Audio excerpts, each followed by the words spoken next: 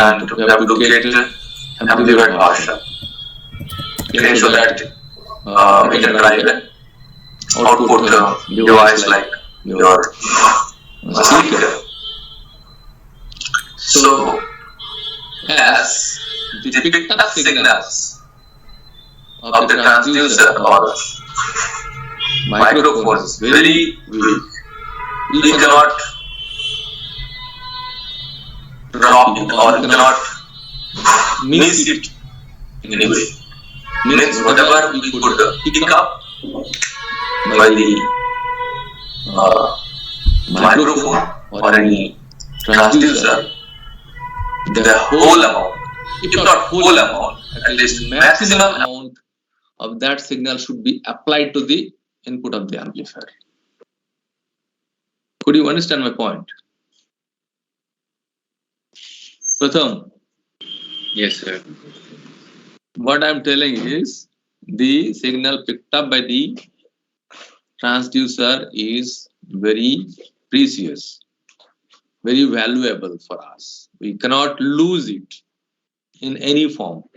Means that when we drop, voltage drop somewhere, that should not occur.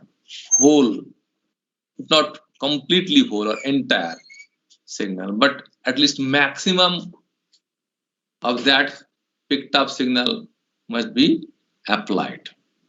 So what characteristics should this amplifier will have so that maximum input can be applied to it for amplification? Okay, that's the first thing. When input side, we're talking about input side. Okay, what should be the input characteristic of the amplifier? Then to the output side. Output side, what should be its output characteristics is that the amplified signal can be mostly applied to the load or output device. Mostly, I mean to say, should be entirely, but yes, maybe some drop, but minimum drop. Minimum drop should occur so that maximum output is applied and we get maximum sound, or say in case of speaker sound only we get. Okay, so that is what we are going to talk today with an example. Okay, see in this diagram, an amplifier with a voltage gain of 10. Okay, this amplifier what you are seeing is having a voltage gain equal to 10. Means if you give 1 millivolt input, you will get 10 millivolt output. Okay, 10 times it will be amplified. So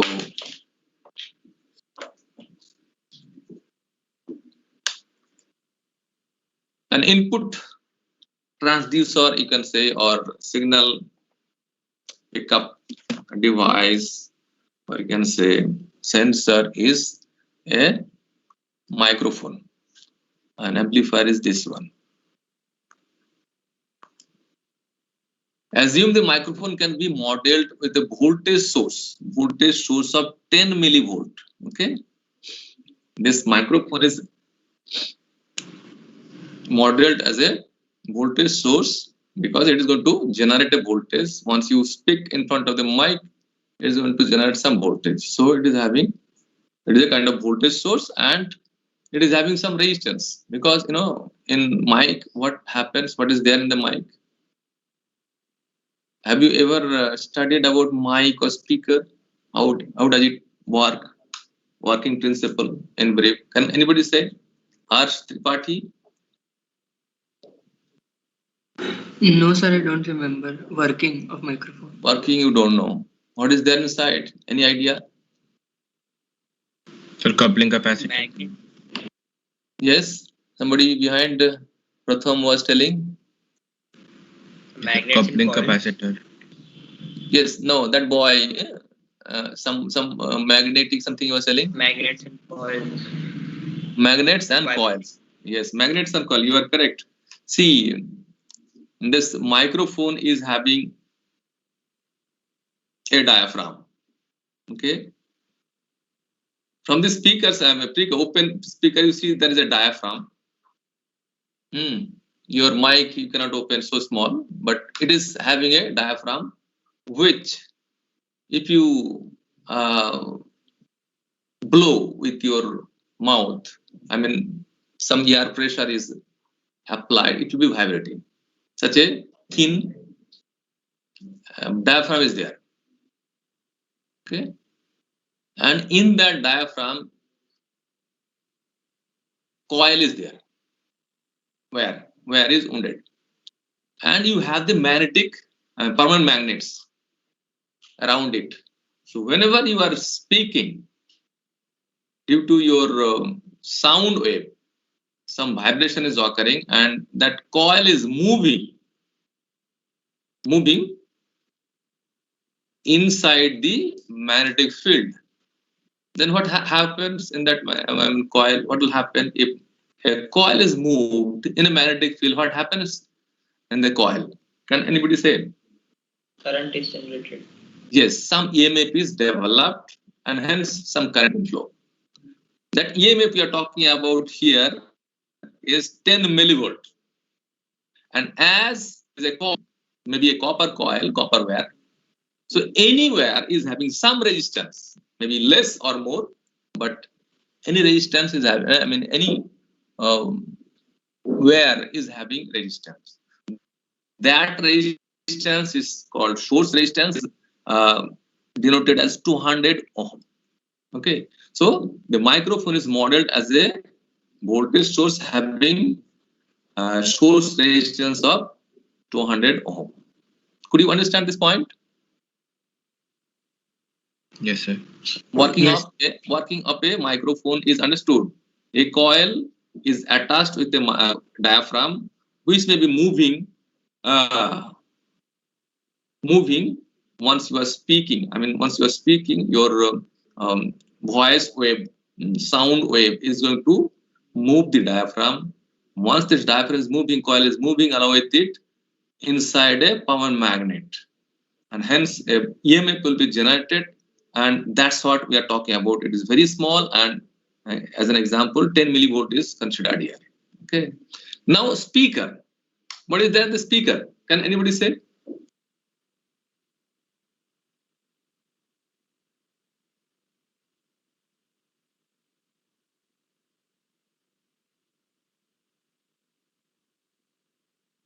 Yes, Bushra, are you there? Bushra Akhtar,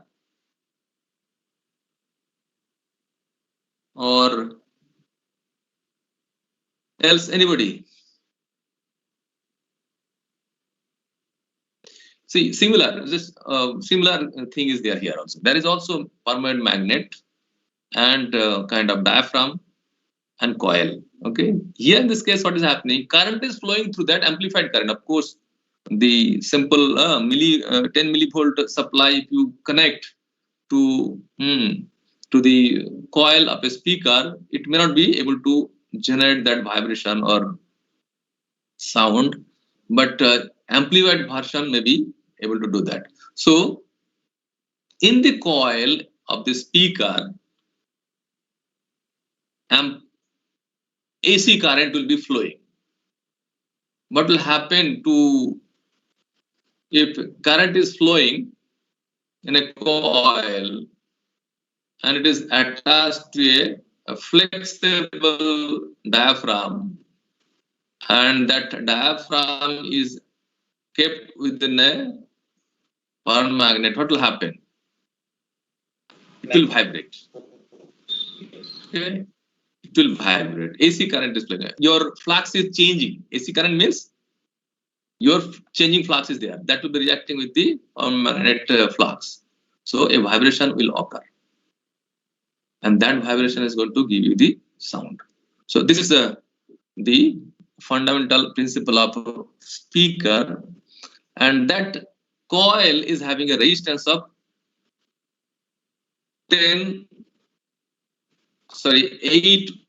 ohm, for example.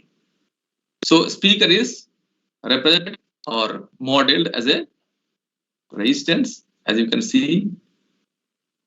Our microphone is modeled as a voltage source with a resistance of, that's what is out. Now let us discuss further. what actually want to know about this amplifier. What should be the characteristic amplifier? The signal level sensed by the amplifier. This circuit has an input impedance of, one case is 2 kilo ohm, another case is 500 ohm or 0.5 kilo ohm.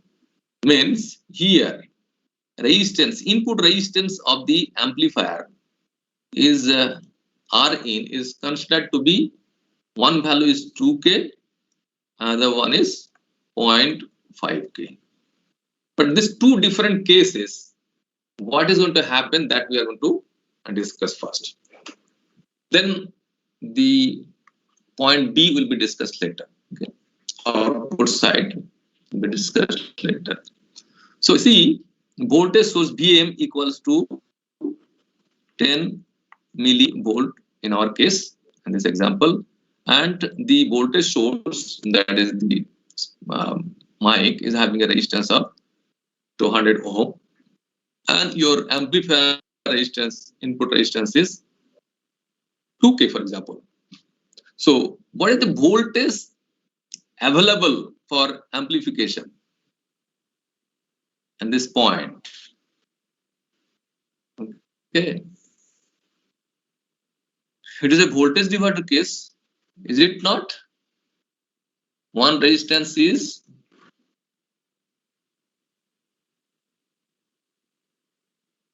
it is 200. This is your voltage over here is say 10 millivolt, and here between this point your amplifier input is there. Okay, so this is Rin. So voltage developed across Rin is what? Is it not this one? V1 Rin divided by Rin plus Rm into Vm. Vm is your 10 millivolt. Is it not? Yes, sir. Simple voltage divider. So in this case, what is the value? Rin equals to, say, 2K. We are taking 2K divided by 2K plus Rm equals to 0.2. 0.2K, 200 ohm. Okay. Rm is the source resistance into your Vm. Vm is generic value we are taking Vm. It is, we know that it is 10 millivolt. So what is the value we are getting here? If you divide it, 2K divided by 2.2K, what is the value? Tell me. Somebody. 0.90. 901 or 90 something. So 91. If you divide properly, you will say that V1 or voltage across this one is nothing but 0.91 Vm.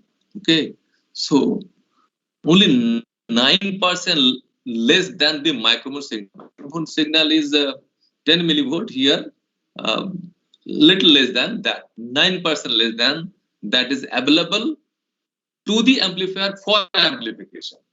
Could you understand? Now, if you take other case means say R in is 0.5 ohm, sorry, 0.5 K, I mean 500 ohm, and you have R in is 0.5 and plus 0.2. In this case, what is the value? Tell me. 0.71. 0.71 Vm. So 30% less is available at the input of the amplifier for amplification. Means what? If your input resistance of the amplifier is less, then certain voltage drop, the voltage picked up voltage by the microphone, which is very valuable for us, which has to be amplified. We cannot lose it anyway. Getting lost, not available for amplification. It's not a good thing. Okay, if you amplify very small value, your output of the amplifier may not be able to drive the speaker. You may have to attach another stage for further amplification, and that may be a costly affair for us. Are you getting my point? Bushra Akhtar is there? Not there? Yes, Pratham, understood. Yes, sir, understood. Harsh Tripathi. Yes, sir, understood. So what is conclusion of that discussion so far? Sir, Rn should be low. Input impedance or input resistance of the amplifier should be as high as possible. Isn't it? Is it not correct thing I'm telling? Correct. Yes. Yes, sir. As High high as input possible. So that maximum signal which is generated by the microphone is getting applied to the input for amplification further by the amplifier. That is the conclusion. Now let us go to the output side, speaker side. Okay. In the speaker side, see, load resistance or the speaker resistance is 8 ohm taken. Okay. And amplifier's output resistance is taken as R amp. Okay. Output resistance. R amp is the output resistance. Now, what will be the voltage available across the load due to this this kind of setup? So BM is here, B amp. It is again voltage divider BM. You have RL equals to 8 ohm, and this is R amp. This is the scenario. Okay, you have BM applying here. What voltage you are going to get across this output, across this load resistance or speaker? Obviously, in voltage divider, RL divided by RL plus R amp into VM. Yes or no? Yes, sir. Putting the Yes. value, suppose it was told that determine the signal level delivered to the speaker. If this circuit has an output impedance of 10 ohm and 2 ohm, generically it is written as 8 ohm. No, sorry. Output, sorry, it is the speaker. And this is talking about this one. This one is, one case is 10 ohm, another case is 2 ohm. What will happen? Okay, this is the case. So in our case, if we put RL equals to 8, obviously this RL is 8 plus one case is 10 ohm we are taking, okay, into VM. So what value we get? 8 divided by 18, what is the value? 0.44. 0.44. V out across load resistance or speaker coil is this much. What? 0.44 multiplied by VM. That must getting applied. But if you have VM equals to 2 ohm, then that is 8 again, 8 plus 2. What is the value? 0.8. It is 0.8 in this case. So which one is better? 0.8 0.8. means, what is the conclusion of this discussion? Low output impedance. Low output impedance is desirable. Low output impedance of the amplifier. And we are going to talk about amplifier in this whole semester. Okay, various kinds of amplifier we'll be discussing, and we'll always try to find out what is the input impedance, what is the output impedance, what is the gain, and blah blah blah. Okay, this three thing will be always there. What is the voltage gain? What is the current gain? What is the input impedance, what is the output impedance. For different configurations, what are those values?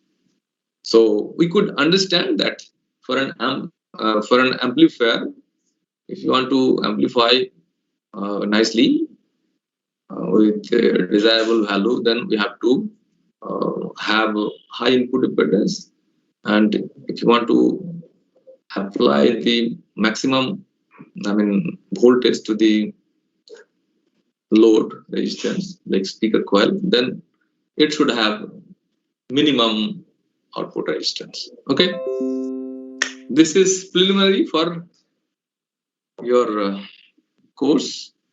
Further, you'll be understanding gradually when we talk about. Now, a few notations regarding the book, or you can say lecture, which will be followed. At this point, it is important to make a few remarks on transistor symbols, specifically the instantaneous values of quantities which vary with time are represented by lowercase letters. Like for current, it is I; for voltage, it is V, small v, small I; and for power, it is small p. Maximum, average, what you see, and effective or RMS values are represented by uppercase letters of the proper symbol, like capital I, capital B, capital P, etc. Okay, so few notations you remember, and you have to understand what it is meaning. And if you are referring the book, you will see these are given in the book also, and same thing is presented here for your easiness. Instantaneous total value is V small b capital for base and collector. For base VB small v capital B, and for collector voltage, collector terminal voltage is VC, B small and C capital for instantaneous total value.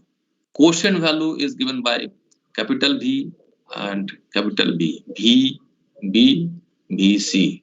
For current, it is IB, IC. Okay, so instantaneous value of varying component, that is VV, VB, both are small, subscript as well as V, all are small. Here for current also IB, IC. So these notations you try to follow so that afterwards it may not be difficult. So what is an instantaneous value, quotient value will be understood by this diagram. The quotient value, see, this level is 0, 0 to increasing, this current value IC, and this is angle, or you can say time. Here you see 0 to this value, one value about which signal is varying, sinusoidal signal is varying. Okay, that value is IC. This is the constant value about which your sinusoidal signal is varying, becoming positive as well as negative. That is constant value. I, C, both are capital, I as well as C. And then see, this is the instantaneous value. So these notations you try to understand from here. What is this IC? Instantaneous total value. This I small and C capital gives you the DC as well as AC component of the current. And this one gives only DC component. Okay, this gives only AC component of the current. Okay, that can be very well understood by this. Only AC component is this one. At this point of time, here, what is the value? AC component of the current is this one, and AC plus DC component current is IC capital, and only DC component is IC. Similarly, for value of IB and voltage VC and here VB, etc. Okay, similarly. Do you understand? Asthipati, Yes, sir. what is DC component? I think you have studied this Millman Halkias earlier also, so I should not say about this, but I can repeat it so that you can. Afterwards, it will not be discussed. You have to understand which is what. Small I, small c, only AC component of the current. Similarly, IB only base current. It is collector current. It is base current. VV small v small v is the AC component of the base voltage. Instantaneous total is this one, total DC as well as AC component. V small b capital. Here only DC component is this one, BB capital. So with this we'll go ahead and try to discuss further. Here in this figure 8.4 represents a two-port network. That is the input port, this side, left side, and output port is right side. Okay, our amplifier, what we are going to discuss, is also a two-port network. In one side, for example, in case of C amplifier, base emitter is the input side, base collector is the output side. So base collector can be thought of as output port, and base emitter side can be thought of as input port. Okay. It should be noted that in general, we are not free to select the independent variables arbitrarily. For example, if the two-port device is an ideal transformer, we cannot pick the two variables, voltages V1, V2 as the independent variables because their ratio is constant equal to the turns ratio. It's talking about the variables. You see that I1, V1, I2, V2 are there and they are variables. So we may select two of the four quantities as independent variables and express the remaining two in terms of the chosen independent variables. But it is not always possible to take at our own will. Anyway, if the current I1, see I1 in this diagram, and the voltage V2 here and the output port,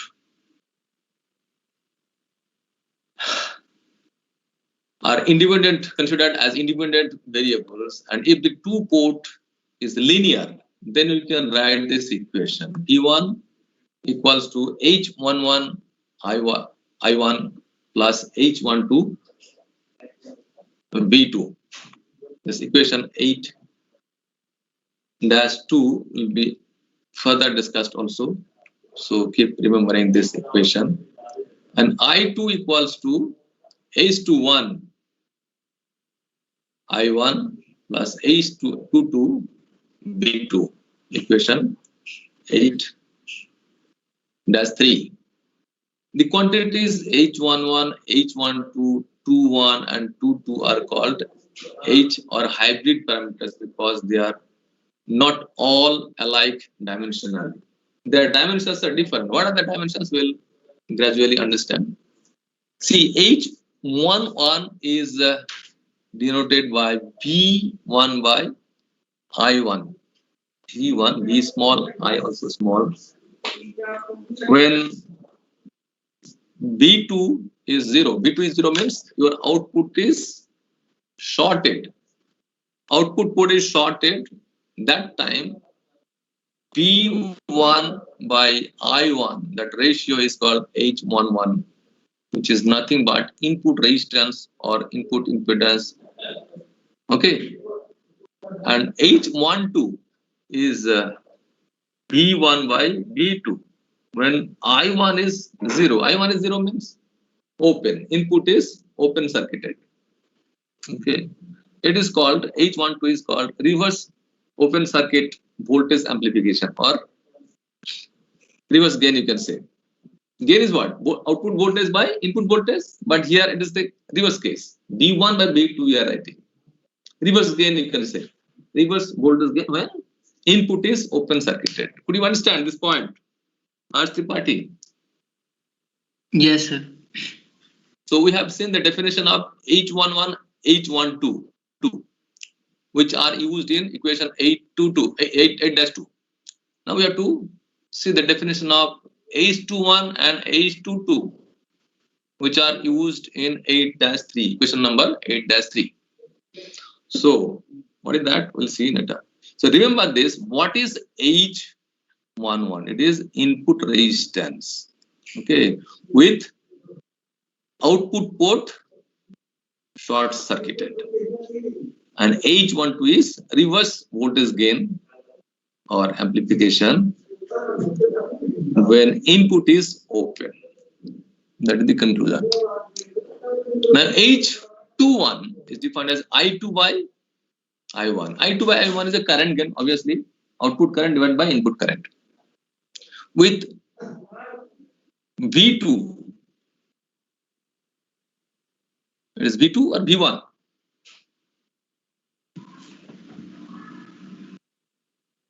V2. V2. V2.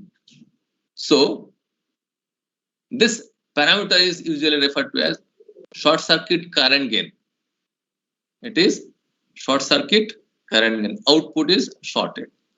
And H22 is I2 by V2. It is nothing but, see, voltage, current divided by voltage. Current divided by voltage. Voltage divided by current is resistance, and current divided by voltage is conductance. Okay, inverse of that or 1 upon that. Okay, so output conductance H22 is your output conductance. Okay, if you know the output resistance, 1 upon that is H22. So can you remember these things? Yes, sir. You have to remember these things, very important things, H parameters. And yes, you see the H22 is output conductance when B1 is 0. B1 is 0 means it is open circuited. Input side is open circuited. Now, the following convenient alternative subscript notation is recommended by IEEE standards. Whatever we are seeing, it is not IEEE standard. Now it is IEEE standard. I is used for 1 That is input part. Input I 1 is what for what? Just now we saw Input resistance. input resistance. Okay.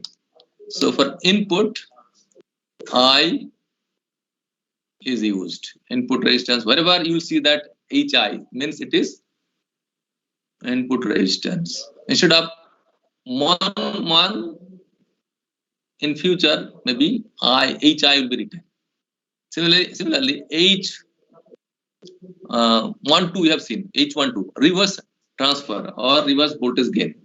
Okay, reverse voltage gain. It was V1 by V2. H this one V1 by V2. Okay, with I1 equals to 0. I1 equals to 0 means open circuit. Input is open circuited. So that one is denoted by H12 is denoted by R. Okay, R. Once you see, it is not resistance. R doesn't mean resistance here. It is reverse gain, reverse voltage gain. Okay. When I1 is 0, open circuited. Now, another thing is HF2, H21 denoted by HF. Instead of H21, it will be written HF.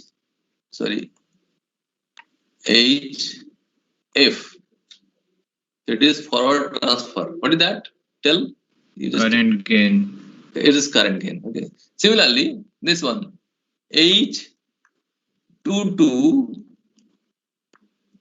will be replaced by HO. HO means what will be meaning it? Output? What? Conductance. Output conductance. So these things you remember, it will be easier for us. And along with this, HI or HF or HO or HR, terminal notation also will be used. Like for base, it is B, emitter, it is E, or C is for collector. Okay, like HFE will be written. If the configuration of the amplifier is what? Tell? Common emitter. Common emitter. Similarly, if If B is written, it is indicating a common base. And if H, F, C is written, then common character. Okay. So configuration is indicated by that. So as an example, HIB equals to H1 on B equals to input resistance, and HFE H21E equals to short circuit power current gain, and blah blah blah. Okay. So the definition of H, I, HF, HR, HO of BJT are really important for you. You have to remember certain things so that in future discussion you cannot see again all these kind of things. You have to remember, and it will be easier for you. Okay. The same thing is said here. It says the device described by equation 8.2 and 8.3 is assumed to include the no reactive elements. The four parameters H11, H12, H21, and H22 are real numbers, and the voltages and currents H is V1, V2, and I1, I2 are functions of time only. Okay. If the reactive components had been included in the device, the excitation would be considered to be sinusoidal, and H parameters would be in general the function of frequency also. Okay, and the voltage and currents would be represented by V1, V2, etc., etc. I1, I2. The model, the two-port network, what we have seen here in figure 8.4 can be modeled as this figure 8.4. This is a figure 8.4, 8.5. 8.4 is represented by 8.5 in this form. Okay, and whether it is representing or not, that you try to understand. We may now use the 4 H parameters to construct a mathematical model of this figure 4 two-port network. The hybrid circuit for any characterized device characterized by equation, this is indicated here. Okay, these equations is equivalent to this circuit model. We can verify that the model of 8.5 satisfied equation 8.2 and 8.3. So let us see whether it is verifying or not, or it is verifying or not. Okay, say current equation 8.3, current equation I2 is coming in this direction. KCL, it is KCL. See, you are written here that you have to apply KCL, current law, Kirchhoff's current law. The current entering into this point, and it is having two other currents. Summation of case I2 equals to HF I1 plus another current, that HO V2. HO V2. HO is what? HO we have written earlier. Tell. HO is what?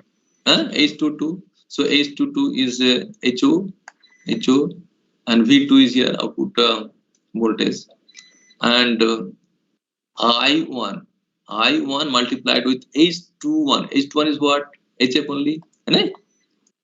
HF or not? Yes. Yes, sir. So you see that HF we have seen earlier. HF is what? Or H21 is what?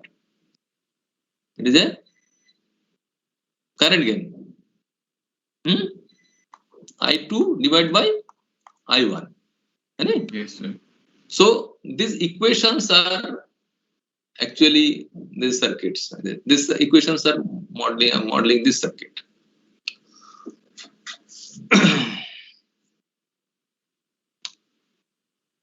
Same thing is written here. See that H1 and I put I here to understand that the input impedance, and H12 is nothing but the reverse function or reverse voltage gain amplification. So you can understand like this. Similarly, H21 is F, indicating short circuit current gain. This is I2, I1, and this is output conductance. This O, indicating typically representation is O. not 2, 2, or instead of 2, 2, I can use O. So these are the things. Now we are going to, because this is the input port, it is a C amplifier. This side is your input port, and this side is your output port. It is a 2-port network. Okay, simply 2-port network. Whatever in a block diagram shown is same here. You can apply the same concept here in amplifier also. And what is said here is the variables IB, IC, VBE, and VB equals to VB, VC equals to VC represent the total instantaneous current and voltage. We have just seen the representation of this one. VB, B small, B capital. It is what? Instantaneous voltage and currents. Okay. It includes what? VB includes what? The DC part as well as AC part of the voltage, base voltage. Similarly, BC is the instantaneous total value. DC plus AC component of the collector voltage. Since BB is some function of F1 of IB, and VC, since IC is another function F2 of IB and VC, we can write this equation. BB equals to F1 of IB, comma VC, and IC equals to F2 of IB, comma VC. Okay. And making the Taylor series expansion, we can write this equation 8-6 and 8-7. Yeah. Where this VC, I mean delta F1 by delta IB into delta IB, where VC is a constant. Here IB is the constant. VC, IB is a constant. This you know notations. I think mathematics is very strong for you. So not a problem. So the partial derivatives are taken keeping the collector voltage or the base current constant as indicated by the subscript, these subscripts. The quantities delta VB, delta VC, delta IB, and delta IC, you see here, represent the small signal or incremental base collector voltage and currents. According to the notations of equation, this one, we represent them with symbols VV, only AC component of base voltage, AC component of the collector voltage, and collector current, base current, and collector current, all AC components, only AC components. We may write this equation 6 and 7, 8, 6 and 7 in this form. VB equals to HI IB plus HRE VC. So gradually we are moving towards I, R, F, and O. IEEE notation. We are going to follow the IEEE notation gradually. Okay, by dropping the 1, 1, 1, 2, 2, 1, 2, 2, etc. And what is HIE is given here in this equation. What is HRE is given here. HFE is given here. HOE is given here. Okay. So the partial derivatives of equation 10 and 11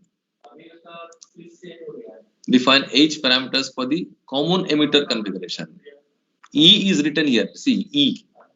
E indicating the common emitter configuration.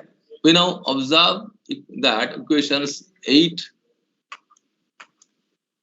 these two equations are exactly the same form as equation 8, 2, and 3. Same form, just notation you have changed. Hence, the model of figure 8.5 can be used to represent a transistor.